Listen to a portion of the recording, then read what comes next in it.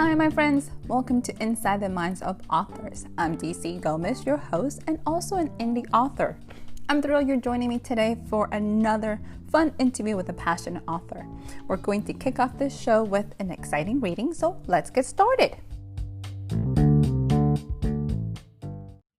My name is Sandra Daniels, and I'm going to be reading from Callahans Haven.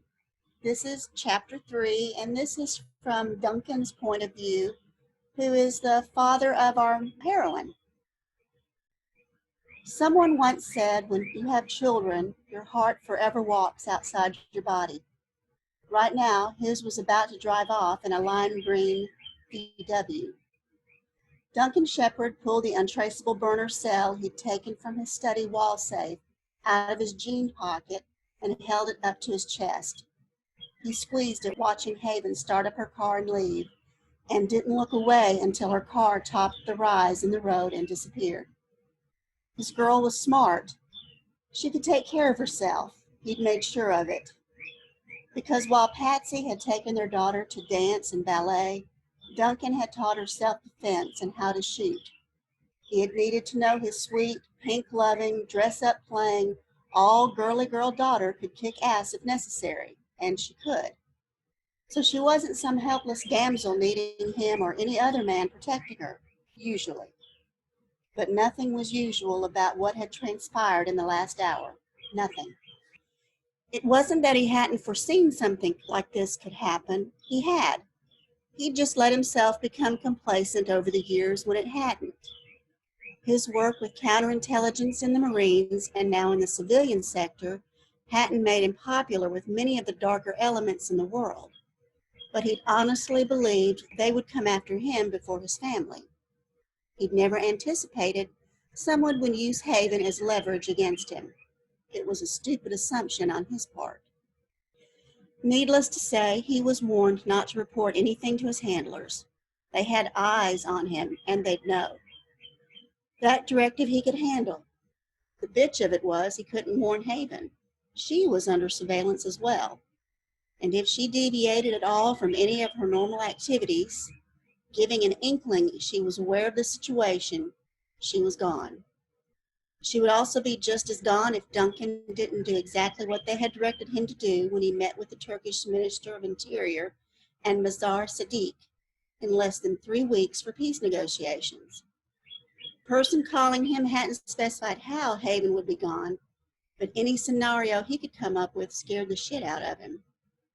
Haven was clueless about his activities.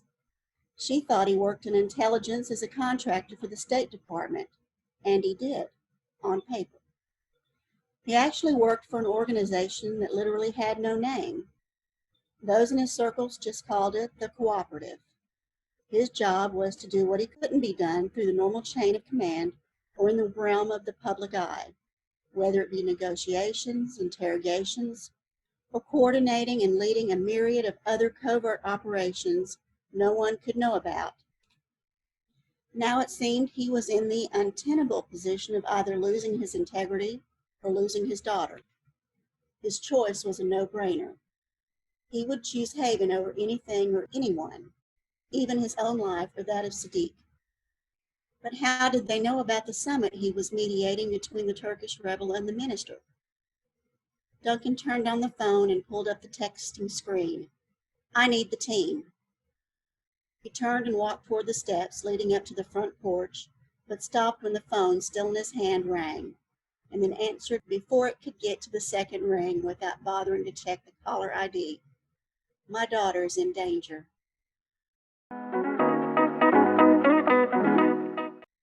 Hi, everyone, and welcome to another episode of Inside the Minds of Authors. Today, we have the amazing Miss Sandra Daniels with us, and we're so excited to have you, madam. Welcome to the show. Thank you. I am very glad to be here. I appreciate the invitation.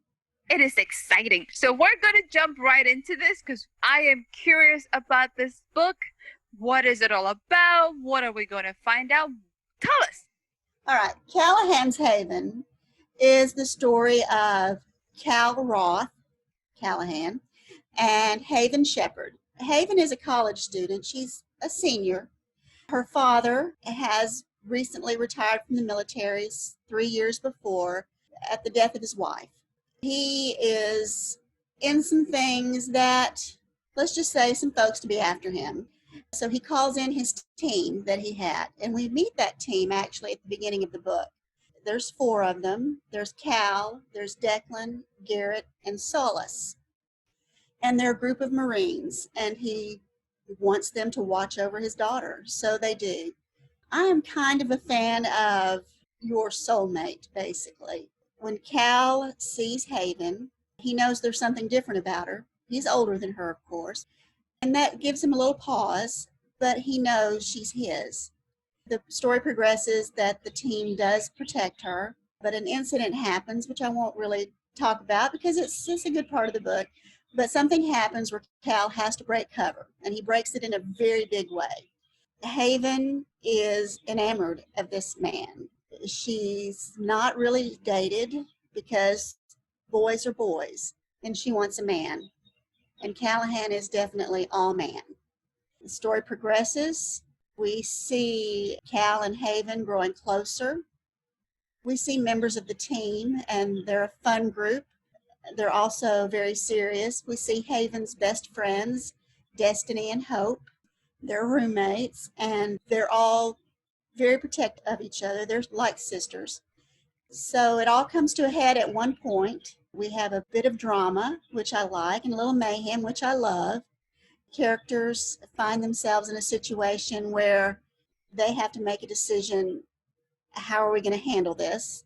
Cal and his team go in, take care of business, while Duncan is just about to do what he thinks he has to do in Turkey with Mazar Sadiq, the gentleman in the excerpt. It all kind of works out in the end, and of course we have a happily ever after where we see Cal and Haven together, but we also see some future stories with Garrett and Declan and Hope and Destiny, as well as Solace and Declan, and maybe even another person who we meet at the beginning of the book who plays an important part near the end, that kind of a surprise that shows up. It's a fun story. It's got everything I like in a book. It's got a little drama. It's got a good bit of heat. And it's also got characters that I really like and I think readers like. And so I hope that folks take a chance on Callahans Haven, give it a read, and I think they'll fall in love with them too. What genre does this book fall into? Is it romance? What is it? This is a contemporary romance with a little touch of military in with it, of course, because they are Marines. The Marine setting, of course, is right at the beginning, and you see them. That's the first thing you see. They're in an interrogation with a prisoner. They don't like how it's being handled. That's why our Marines are former Marines, because they take care of the lesser people. They don't worry about what other higher-ups think. They're just a good group of people who try to do the right thing, and it sort of bites them in the butt, but they would rather be bitten in the butt than see someone needlessly suffer. Those are such a great characteristics for characters, because every once in a while you either meet, especially when you're looking at military groups, they either all cutthroat or just bleeding heart. So to have a little bit of that makes it really exciting. I just really like them. There's a camaraderie amongst the team. There's joking. They like to rib each other. And then you've got that juxtaposed to the 3 girls, the 3 friends, Haven and Hope and Destiny. They are very protective of each other. Anything that happens in one of their lives affects both of them. And they are going to stand up, they're going to stand out, and they're going to maybe kick a little ass of their own if they have to. And we see Haven do that once during the book. Her dad had taught her well. She's a good character. She's strong. And that's what I like about female characters in a book. I like to see a strong female character. Sure, they can be in situations where they may need to be rescued. It's not like they're going to wait to be rescued. I am going to get out of this situation the best way I can. If she can't, then she's going to figure out something else. So she gets rescued, but it's not like she just laid down and just said, oh, well, oh, me. And so I like that about female characters. And so when I write one, I like to write them where they know their own minds and they don't really need a man to complete them, but they sure are nice to have. That is such a great combination. I like that. You talked about a different combination of possible stories. So you're making this into a series, or is this book right now a standalone? How does this work? Well, interestingly enough, this was a one-time standalone project for me last year. I had been approached about getting into a set of books where each of the authors was going to write 35K, a novella basically, military settings for romances. And all of the authors would write their own stories. It would be separate books, but they would all be released on Veterans Day as a salute to military, as a thank you. I did, kept writing, and I got to 35K on the novella, and I kept writing, and I kept writing, and I finally told the lady, I said, in charge, I said, this is not going to be a novella. She said, just write your story, so which was great, because I could not think of cutting anything, because I just loved it all. I mean, there were some things, you can kill in a story. This story, there was really nothing I could see at that point that I could really do away with. I wrote the story, and the whole time I'm writing it, I'm going, oh my gosh, Declan is so wonderful. And Garrett is so wonderful, and Solace is so wonderful, and so are Hope and Destiny. They're just these great characters. I just decided, okay, well, this one-time thing is going to be a 5-book thing. We have Callahans Haven, Declan's Hope is next, Garrett's Destiny is after that, Duncan's Solace is after that. And then finally we have Aylin's Chance. And you meet Aylin in the book. She's a character I almost thought I wasn't going to write the story for, but I'm bringing her back into the series. One of those things, she's at one point, then she's someplace else. But I think she's a character who needs her story told as well. So, and it's all going to revolve around the Elite Protection Agency, which is something that evolves at the end of the story. Duncan starts, and so Declan will be working for him, as well as Garrett and Cal and Solace. There's going to be some sexual tension between Solace and Duncan. Some other things will happen. I've got it all sort of planned in my head. I've already started Declan and Hope's story. She's a elementary school teacher. Declan is a trained sniper, as well as a few other things. So, and again, all the folks in the Elite Protection Agency, they have specific skills. We have Garrett, who is a IT specialist. Solace is a linguist, so she speaks many languages. And Duncan is basically just the brains of the whole thing. While Cal is a leader amongst the group, but he's also a Huey, a helicopter pilot. He's multi-skilled. All these folks are just going to bring their skills together, and through the series, we'll have some things happen. We will see some bad guys from the very beginning of the book. Callahans Haven might make an appearance later in the series.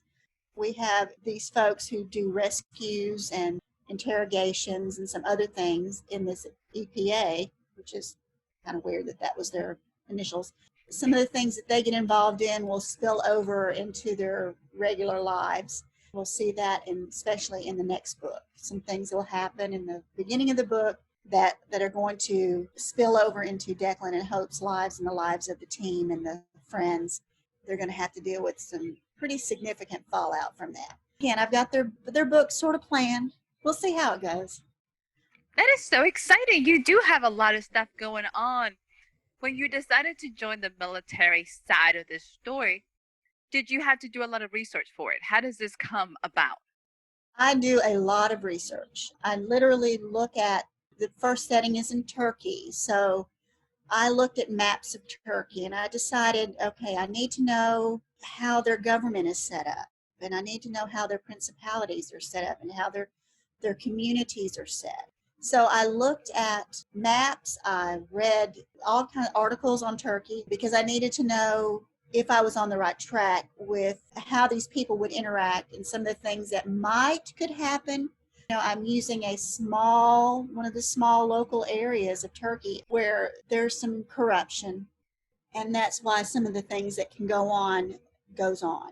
Our military folks, not all of them are good guys, of course. Some of these bad military folks are are involved in some things in that region they shouldn't be. But I researched that. I researched helicopters. I researched what jobs military people actually have in the Marines so that I could look at it, what ranks those people would have, what's the highest rank that they could have. I didn't want them to be privates or sergeants. I wanted them to have a little bit of a rank on them. And I wanted to make sure that it was a realistic thing. I didn't want to have somebody without a college education be a linguist, or someone who their background was, say, the humanities, be a sniper, which I guess they could be. I wanted to make sure that their background fit the job that I wanted them to have. I like the fact that you have those understanding of your characters. Like, how realistic can I make you in this setting and still have the same context? Because that makes such a big difference for your readers in terms of how they connect with these characters. Who is your target audience? My target audience is basically anyone 18 to 100. There is sexual content, so definitely adult.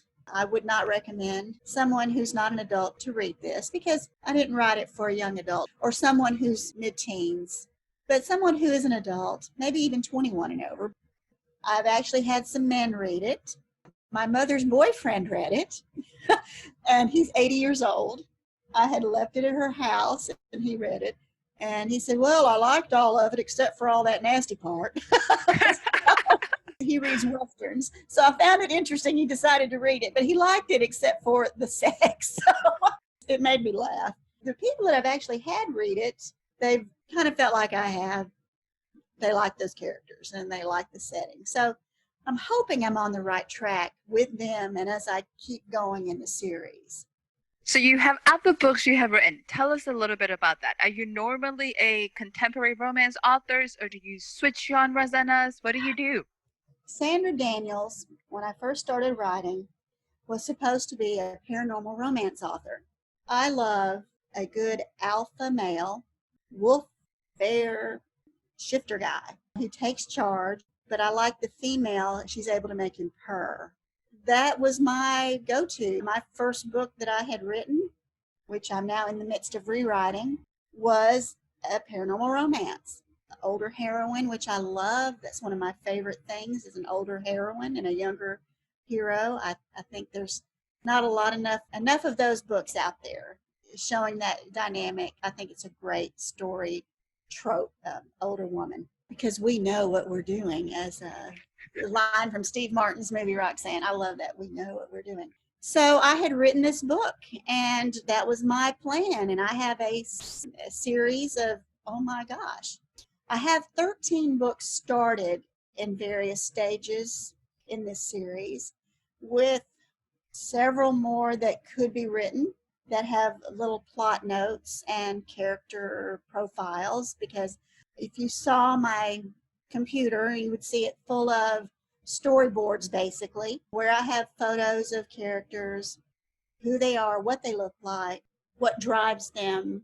I have snippets of conversations, scenes, and then sometimes I go ahead and make those into chapters, into separate documents. I'm uber organized with certain things, and this is one of them. I've had this book sitting there for 3 years. In the meantime, I got involved in some other projects. I have a box set piece coming out next month called The Nicolaitis Baby, Contemporary Romance. It was another one of those things I got into last year, a writing retreat with a couple of other authors down in Orange Beach, Alabama. And one of the ladies she knows what she's doing, let's just say that. Myself and the other author were discussing the idea of going into paranormal romance and writing it under our contemporary name. And so we were highly recommended by this other author. No, you don't need to do that. You've already established yourself as this contemporary author. So I really suggest you look for a paranormal name. And so I played with some names. I'm big on using family variations to make names. I use those a lot in my books. My husband's middle name is Ryan, and so is my oldest son's. Father-in-law's middle name was Faxton. made up Ryan Thaxton is my paranormal author name. And in that name, got into another project, which was going to be a contemporary story, but I looked at it as an opportunity to maybe introduce this new author name and introduce this series that I've had sitting on the back burner for 3 years. But I did not want to use those characters in the first book in this world. The world is the world of Samantha A. Cole, and Samantha writes BDSM. She has a club called the Covenant, which is a BDSM club. I have a very strong belief that you don't write something you don't feel like you can portray accurately. So I knew I wasn't going to use any of her characters as my main characters. But I had sitting on my large spreadsheet of character profiles, 2 characters who are in the same area as her characters live. And I started thinking, well, why don't I just write their story now? And that is how Rafe's Mate came to be. And so I published Rafe's Mate back in June under Ryan Thaxton. And it's the story of Panther Shifter, who is basically the governor over the state of Florida. There's a Southeastern Alliance of shifters, and they're part of the National Alliance.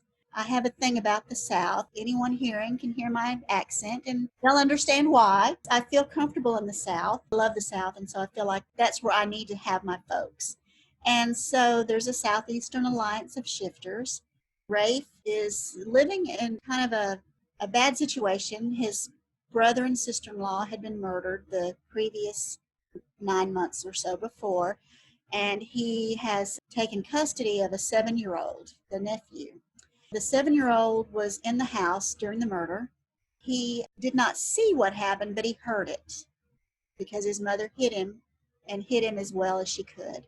Rafe's brother was also a Panther shifter, and his wife was a human and known as a destined mate. Find out through their book some things about that whole dynamic of destined mates. But we also see Rafe finding his. He and his nephew Dex, his teacher, both know that Dex is not communicating with others, and his main focus is art.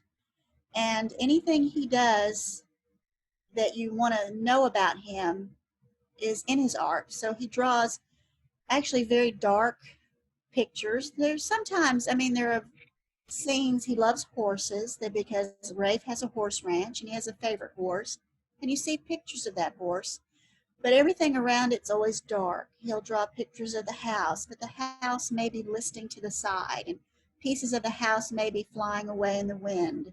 He's disturbed. He doesn't feel settled and safe, even though he's with his uncle. And so Dex calls an art therapist. This was actually something I did not know, that there were art therapists who work with children. I actually saw that on Chopped one night. We meet Aubrey, and Aubrey comes in, breezing into the classroom, running late. Rafe automatically knows, oh my God, this can't be. And he senses her, and he takes in her essence, and he knows this is his destined mate. So of course it's an instant love for him. For her, she's like, oh my God, this man. But it's not so much for her. She dreams of a panther, and she's actually an artist, and she draws this panther everywhere. And in her dreams, that panther does turn into a man, but she just thinks, oh, that's just my dreams and my wishful thinking for this man that I really would love to meet in real life. Even though she does meet him, it doesn't register. And that's part of what these destined mates, unless they're a shifter themselves and know, a human has no idea what they are. They may come in contact with who they're supposed to be with, but it's up to the shifter to make them fall in love. So he does. So we have a little drama and mayhem with them. We see at least one group of bad guys that will be an overarching group of baddies throughout the series, known as the Coalition of True Souls.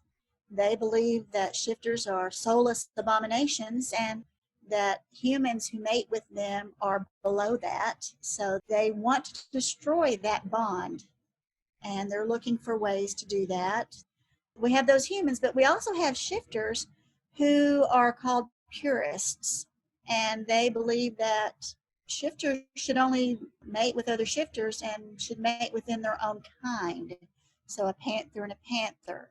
Anybody who is not purebred is beneath them. Anyhow, there's a lot in that story that I could probably go into, but it's been out since, like I said, June. I'm in edits right now on His Destined Mate, which is Law and Rachel's story, which is the original first book, but is now the second book. I'm hoping people like this series as well. I like these characters. I think they're worthy of a good story and a good ending. You have so much going on both pen names. You got to switch different things, so it's very exciting. Switching gears a little. Tell us more about yourself. How long have you been writing? A little over 3 years. When I was a teenager, I was on a literary magazine, and that is the only writing experience as far as creative writing that poetry and things like that. In my home life, I have a business, and I write a lot with that. I do different things for different people. I have a typing business, medical transcription, and other kinds of transcription. So I'm always writing something, either developing something for someone or using something someone else has. I've always done that, always been an avid reader. And I'm sure most folks who you talk to, that's where they started, as a reader. But I have read and read and read, and I have a very broad range of interests. I love contemporary, paranormal. I love a good serial killer book. Give me some kind of crazy person doing something nutty and people who go after him, and I'm all in on that book. And you see that in some of my stories. I will actually incorporate that into His Destined Mate has a stalker, or is he more, in that book. So I was a reader, and my husband, for years, you should write a book. You've read enough to know what to do. And I'm like, Casey, that's my husband, it's not like osmosis. It doesn't just form in your head how to write a book, because there's a lot to that. Seriously, and I know a lot of people say this, and I think it's kind of funny when people do, because I've said the same thing.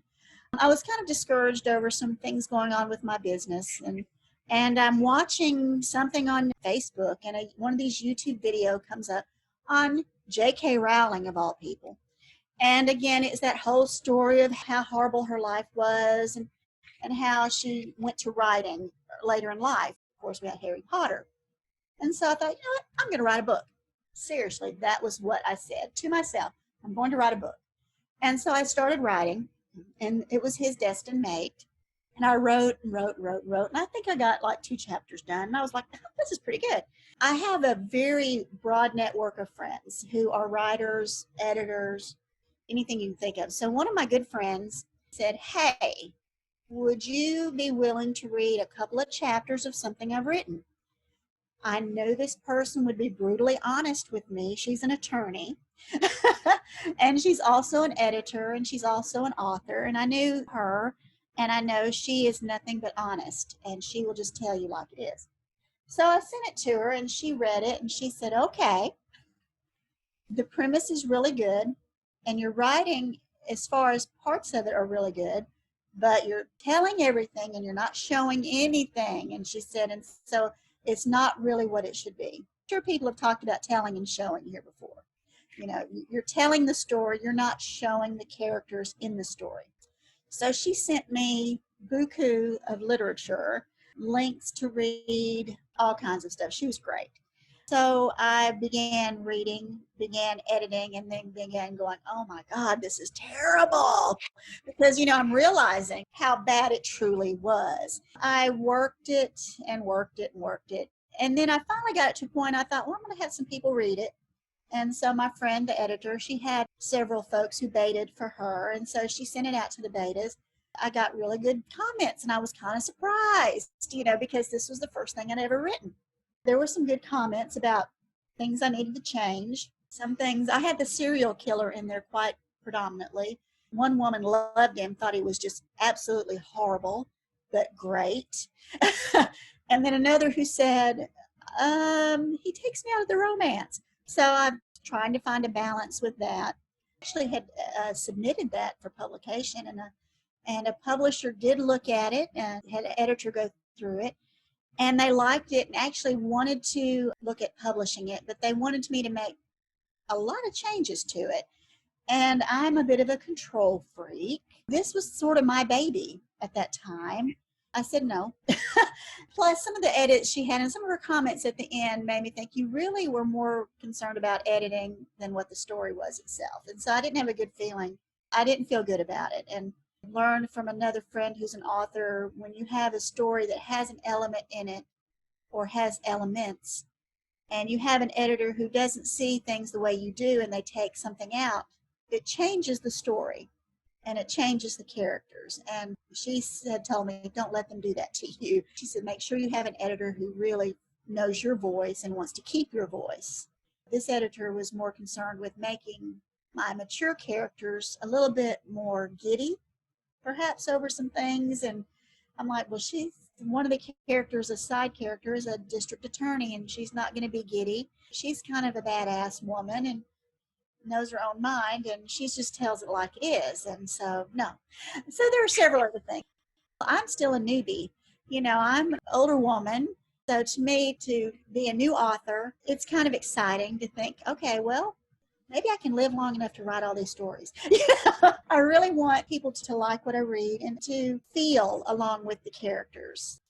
That's what I want people when they read my book. I want them to smack somebody. I want them to cry. I want them to laugh. I want them to feel really good about what's happening with these characters. And I want them at the end of the book, when they read the end, I want them to be smiling. It's an amazing journey to take a reader on. It's that whole feeling, emotion of seeing it. So it's very exciting. I like it. I like that you said that you're a newbie, but you've been into this business for 3 years. What is one lesson you have learned about it? What is the best lesson you can tell us? This is something that I'm sure others have said.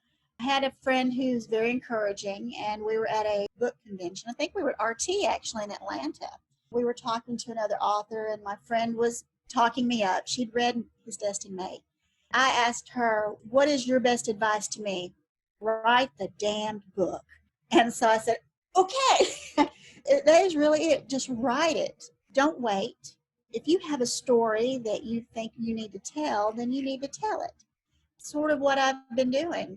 I'm finding a long way about writing in this paranormal romance, but I'm glad that I did write the damned book when it came to Callahans Haven, because it introduced me to a bunch of folks that I think I want to know more about and see and watch how they grow as a couple, how they become more with each other and together, and how they have their happily ever after. And that isn't one more thing. Every book I write, you're going to have that HEA. They're going to not ride off into the sunset with each other, but you're going to know that they're happy with each other. Their lives are just beginning. You can imagine, if you will, what their future might be, but you know that they are a couple and they will stay a couple. I don't ascribe to let's leave it hanging, which is another thing. I will never do a cliffhanger. So readers will know when they reach the end of this book, that is going to be their story, and they can go to the next. You have so much going on. It's so exciting, and you're so passionate. I love it. So we're going to switch gears, madame. Are you ready for a lightning round? Okay, sure. I have some quick questions for you. Don't think too hard on it. We're going to have some fun. Are you ready? Oh my gosh. Okay. I'm an overthinker, but okay. Bring it back. So here's your first one. Hot or cold? Cold. Okay. Not bad. City or country? Country. Nice, nice. Ebook or print? Ooh, print. You have to think about this one. If you could be a princess or a knight, which one would you be? Oh, I'd be a knight. Nice. I would have thought you said princess, but okay. No. Give me that sword, man. Here's a little bit of tricky one. If you had a warning label for yourself, what would it be? If I had a warning label for myself, don't bother me while I'm doing something. Short and to the point. I like it. Yeah. And my family still hasn't learned that lesson. So here's our last one, a little bit tricky. If there was a character in any movie that could describe you, which one would it be? Oh, now that is something to think about. I don't think I'm this character, but this is a character I love. And I see parts of myself in her. Maylin from Steel Magnolias, the mom of Shelby, who dies in the story. She's a strong Southern woman. She's dealing with all kinds of chaos in her life at times, but in the end, she may go a little nutty, but and she may cry a little bit, but she's still a strong woman. And I think that describes me. I have my moments. I have my girly moments where I might get a little emotional over things. I come from a family of folks who will cry at the drop of a hat, which makes me nutty, but it's usually because it's high emotion. I have a lot of deep feelings. So I may cry, I may yell, I may scream, but in the end, I'm strong and I can kind of face things on my own if I have to. It's a very good character, and I love the description that you bring together. So that's exciting. So, Madam, where can our listeners find you? Where can they find your books? Okay, I'm on Amazon and Goodreads, BookBub, Sandra Daniels. First book is out, Callahans Haven. I've got Rafe's Mate, Rafe''S. It's hard for me to say that sometimes, Rafe's Mate. Rafe's Mate is out. It came out in June under Ryan Thaxton, Rianne, Thaxton, Thaxton. The pre-order is up for the second book in the series, His Destined Mate, which again is the story of Law and Rachel. That is, to me, kind of the heart of the series, because that's where we really start seeing a lot more of what happens in the series. So awesome, Madam. So we are excited that you joined us today. Thank you so much. Any closing remarks? I just want to say how much I enjoyed meeting you. I met this lovely lady in Savannah, Georgia at an event. Very sweet. She's just like you see and hear her here is what she is in person. I won't call you bubbly, but you're kind of bubbly. I'm bubbly. Well, some people don't like to be called bubbly, but you're bubbly. And just a joy to be around. And I just wanted to let you know that I appreciated so much that you thought of me for this. I'm a rambler, as you might have guessed as we talked. It's been fun. I just really appreciated you thinking of me to do this. I really think that was kind of you to give a new author a voice with your listeners.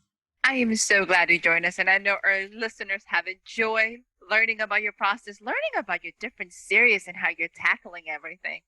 And to our listeners, go ahead, give this podcast a like, share it, give us a review, tell them to join our community. And thank you so much for joining us and Inside the Minds of Authors. Stay tuned next week for another amazing episode. Thank you.